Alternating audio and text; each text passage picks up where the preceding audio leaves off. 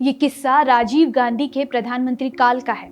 1985 से 1990 की 5 वर्षीय योजना के लिए मीटिंग रखी गई। उस वक्त योजना आयोग के उपाध्यक्ष मनमोहन सिंह ने एक प्रेजेंटेशन दिया। उनका फोकस गांव और गरीब थे, जबकि राजीव गांधी का विजन शहरी डेवलपमेंट का था। वो बड़े बड़े हाईवे, मॉल, अस्पताल चाहते थे। प्रेजेंटेशन के बाद राजीव गांधी भड़क गए। उन्होंने सबके सामने मनमोहन को डांट लगाई। अगले ही दिन पत्रकारों ने जब राजीव से योजना आयोग के बारे में पूछा तो राजीव ने कहा कि वो जोकरों का समूह है।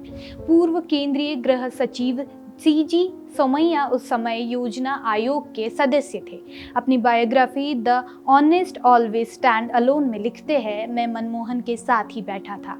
अपमान के बाद उन्होंने योजना आयोग के उपाध्यक्ष पद से इस्तीफा देने का मन बना लिया था। मैंने कहा कि आप जल्दबाजी में इस्तीफा देंगे तो देश का नुकसान होगा। अपमान का घूंट पीकर भी मनमोहन पद पर बने रहे। अब साल आया 2004, जब सुषमा स्वराज बोली सोनिया पीएम बनी तो सिर मुंडवा लूंगी। 2004 में अटल बिहारी सरकार शाइनिंग इंडिया के नारे के साथ चुनाव में उतरी। 13 मई 2004 को नतीजे आए तो वोटर्स ने उन्हें नकार दिया। सत्ता की चाबी कांग्रेस की अगुवाई वाली यूपीए के हाथों में चली गई। सोनिया गांधी उस वक्त कांग्रेस प्रेसिडेंट थी।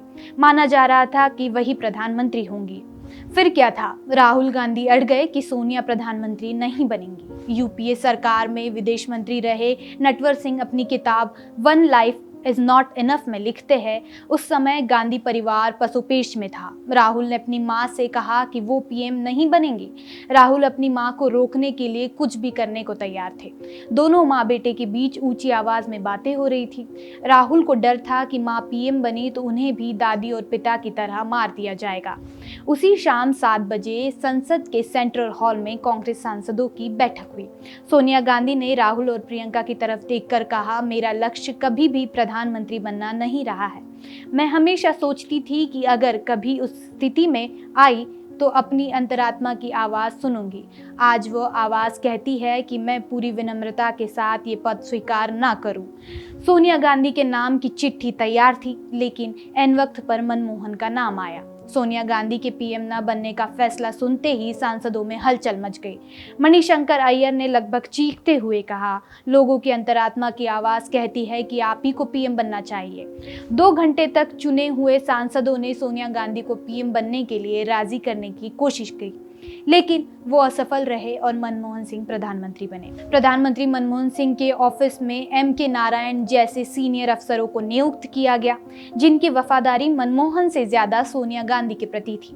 पीएम मनमोहन सिंह के मीडिया सलाहकार रहे संजय बारू अपनी किताब द एक्सीडेंटल प्राइम मिनिस्टर में लिखते हैं कि मनमोहन सिंह ने खुद उनसे स्वीकार किया था कि कांग्रेस अध्यक्ष के पास सत्ता का केंद्र है और उनकी सरकार पार्टी के प्रति जवाबदेह है। आप ऐसे ही और पॉलिटिकल किस्सों के लिए सब्सक्राइब करें और इस वीडियो को लाइक और शेयर जरूर करें।